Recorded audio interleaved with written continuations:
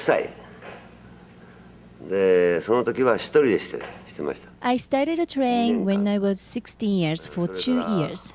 Then I went to Osaka, trained with Sensei Hayashi. 亡くなりましたけど、林先生になりました。I was looking for the karate dojo in Osaka that was mentioned in old karate book. So I went to police station and accidentally Sensei Hayashi walked in. たまたま林先生が入ってきて、そういう縁で林先生に習いました。沖縄に行って。When I was about 30, I went to Okinawa and met Sensei Nakayama to learn Ryue. Old Ryue Ryu said, Ishin Sozen, which means even if you have 3 children, they can only teach one of them. He was the only outsider who learned Ryue Ryu. 国場幸森先生に元部橋東流っていうのを林先生やってました。私が習った初めの頃は Being old Hayashi student, we learned old style full contact kumite technique. When karate became competitive tournament style, it changed mixed sports and budo. 昼からマンツーマンで When I was 18, I was an apprentice. We had 1-on-1 4-hour kumite training a day, being punched and kicked, but it was fun. I learned tolerance.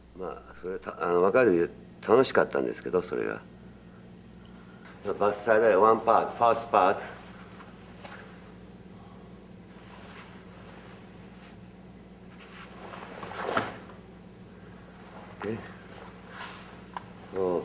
追いつき中盤。基本分解。追いつき中盤。Like this.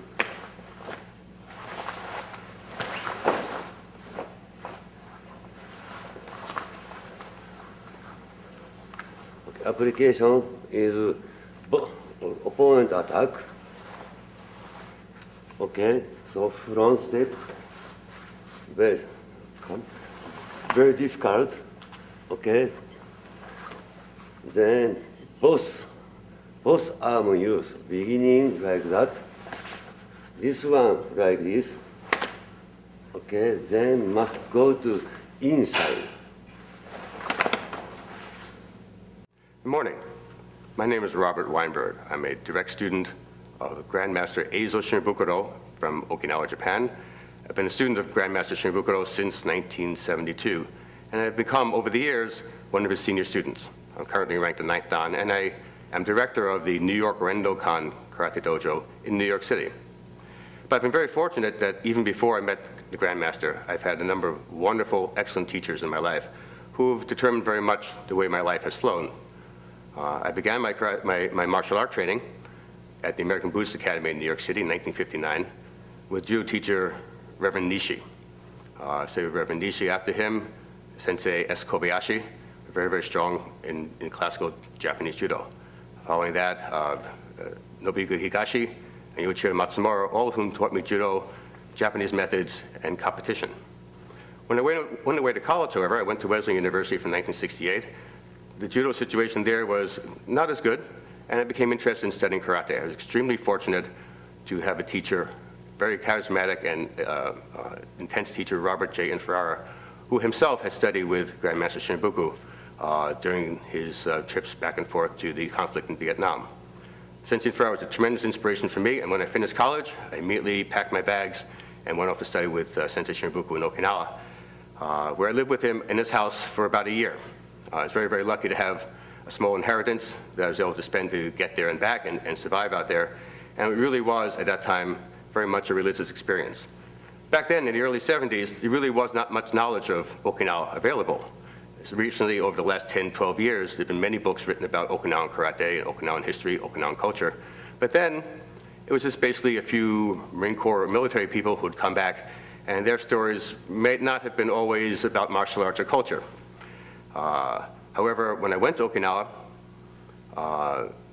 even though at first I didn't really know what to expect, once I met the Grandmaster, I found him extremely open, welcoming, and encouraging. Next section of the form we'll look at is the beginning of the second half. The form is strike, come back, middle block. From here, simply, hey, strike, come back, middle block. From the block, Oyo might be eyes, or it might be kick, or it might be some other technique. Punch, that's the Oyo. The bunkai simply stops the block. Following through, however, we see that there's more available in this technique as we move into the third section. Again, same. From here, strike, block, step, 1, 2, 3, and 4. The whole section. It starts off the same. Hey, strike, block, cross, keeping contact with the arm, kick, block, punch, and block. The form stops over here at the block, but the technique doesn't. The technique goes on with the bunkai. Perhaps here and strike. Perhaps here and punch. Perhaps other hand punch. I started my martial arts training in 1965, and at that particular time in my life, I was an athlete in college doing track. I was much bigger physically. I was a discus thrower. Well, you don't throw a discus after college. So I was looking for some type of an activity that I could continue physical training.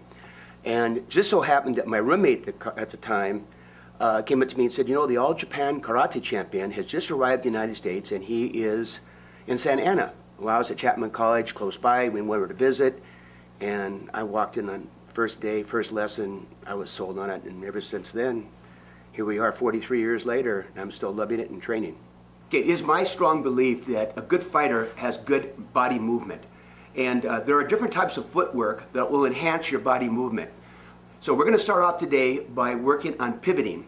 So I'm going to have this, with my assistant here, Mr. Kubicki, we're going to go through some pivoting drills. Right? Right? Left side in. Straight. Okay, so pivoting is essentially you rotating on the ball of your foot. So if I were to rotate to my right, Mr. Kubicki would rotate with me. So we'll do this about medium speed, okay, each. So you notice here we're keeping the same distance, knee. Same distance each time where we're making the pivot on essentially the front foot. Sign. Shi. Okay, now let me show you how this can be really advantageous to you. And I think what we're going to do is we're going to switch it around. So let me have Mr. Kubicki and I switch sides. Okay. So if he were to step in and do a Jodan punch, and if I pivot, go and step into it, all I do is pivot, and his punch goes beside me from this position here. Okay? Okay, let's try from a different angle right here. Okay, so he does the Jodan punch, I pivot to the inside. Okay, let's try from a different angle here. Okay, this time, you're going to notice my distance would be perfect for a counter punch. I'm not in, two things I like about this. Number one, I'm putting myself in a position with good distance and timing, but also I'm putting myself in a position where his attack is going by me. So I don't have to block. So as he does the Jodan attack, he's by me, and I'm right there for the counter punch. I really think if karate is taught properly, there's nothing left out. I think the problem is the teacher. Some teachers are too adamant about everybody learning a particular technique, or they're superior in this and so on. I think what's happened to the good teachers, and I hope I put myself in this position, is we have become much more open-minded, much more accepting. For example, when I first started, there was a lot of prejudice against each other. Shotokan was better than Shito Ryu. Shotokan was better than Goju Ryu. Shito Ryu was better than Wado Ryu. I think right now people in general respect each other for doing karate do.